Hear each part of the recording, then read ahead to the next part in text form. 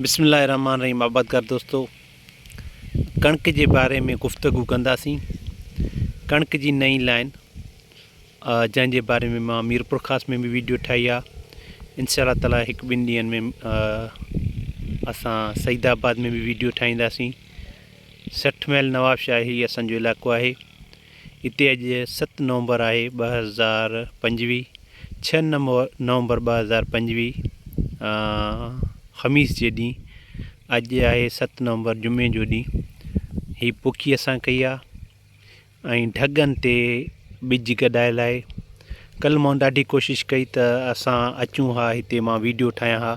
मुंहिंजी कोशिशि हुई त मां पुॼी वञा ख़ैर सां, पर हाणे गाॾियुनि जा, सवारियुनि जा, ऑफिसनि जा कमुकार हूंदा आहिनि, इन जे करे असां मज़रत ख़्वाह आहियूं, असां पुॼी न सघियासीं। न तव्हांखे ॿुधायूं हा त असां जेको आहे ढगनि ते ॿिज कीअं कढायोसीं। कणक जो ॿिज नई जिन्स जो ॿिज असां जेको आहे हाई यील्डिंग वैरायटी आहे। पहिरियां बि तव्हांखे ॿुधायो, हुनजो नालो न ॿुधाए सघिया आहियूं, पर ॾिसो तव्हांखे जेकॾहिं असां ते भरोसो आहे या असांखे ते एतमाद कंदा आहियो, असां ब्रीडर आहियूं, त इंशाअल्लाह शइ तव्हांखे क्वालिटी असां प्रोवाइड कंदासीं ऐं तव्हांखे इन्हनि जे बारे में गुफ़्तगू ॿुधाईंदासीं। असांजो मक़सदु हूंदो आहे त असांजी वैरायटी जेका आहे उहा हाई यील्डिंग हुजे, शॉर्ट ड्यूरेशन हुजे, डिज़ीज़ रेज़िस्टेंट हुजे। कणक में उमूमन जेको आहे रती जो जेको मसइलो अचे थो, त रती वारो मसइलो माना लीफ रस्ट आहे, येलो रस्ट आहे या स्टेम रस्ट आहे, जंहिंखे असां ज़ंग चवंदा आहियूं रती खे, उन जो मसइलो आहे। त इन्हनि खां पाक हुजनि जिन्सूं असांजूं, खाइण जी क्वालिटी सुठी हुजे। हिन में अल्हम्दुलिल्लाह इहे शयूं आहिनि।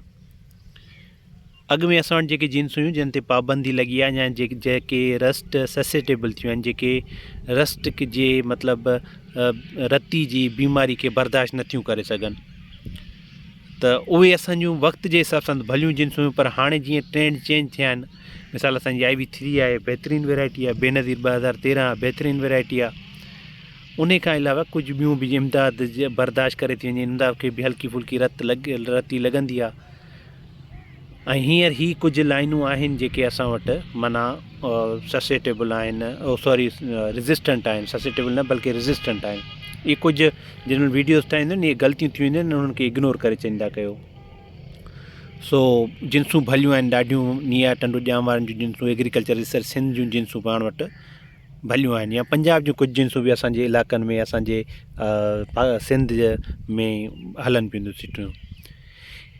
कल्ह मां अचां हा त हिन जी जेको आहे तव्हांखे वीडियो ॾेखारियां हा, लाइव अचां हा या कीअं, त तव्हांखे ढगनि ते हर का मतिलबु काइजनि पिया, त इहो हिकिड़ो भलो सौण हुयो, ट्रेंड हुयो।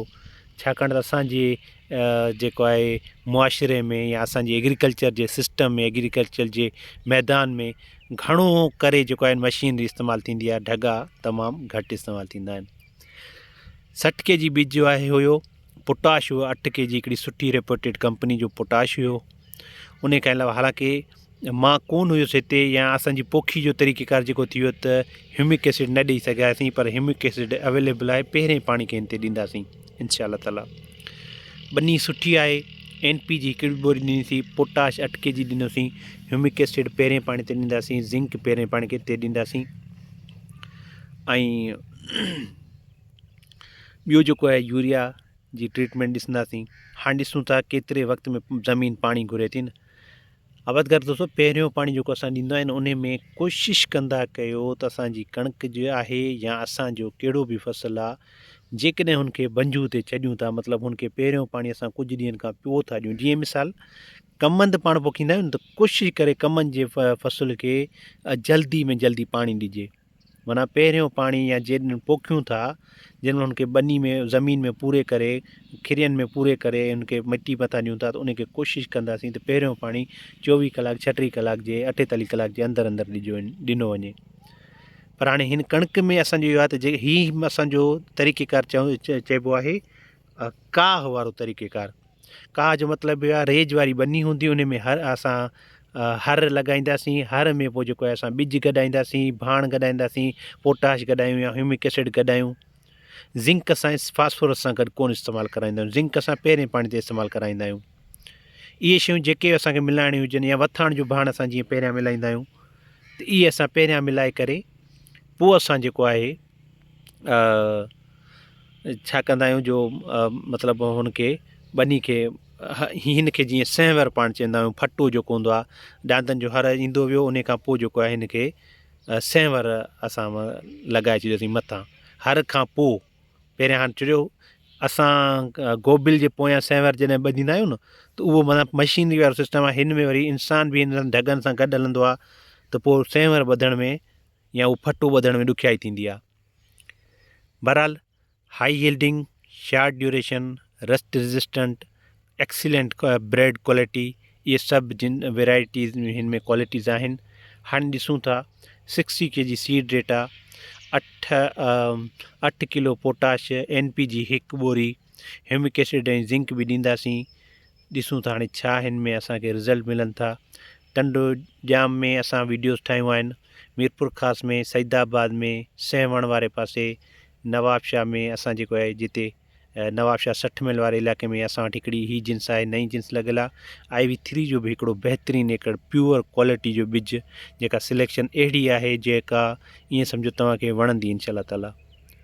सो ॾिसूं था हाणे छा पैदावार अचे थी। अल्लाह पाक जी ज़ात खां एक्सपेक्टेशन असांजी आहे इंशाअल्लाह असांखे सुठो मिलंदो, आउटपुट मिलंदो। असां जेकॾहिं भरपूर महिनत कंदासीं, वधीक अल्लाह खे पारत आहे।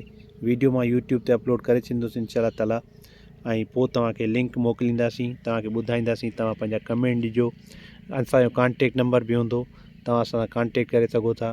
गुफ़्तगू पंहिंजी जारी सारी रहंदी। साथ सलामत, सिंध सलामत, पाकिस्तान ज़िंदाबाद। महिरबानी।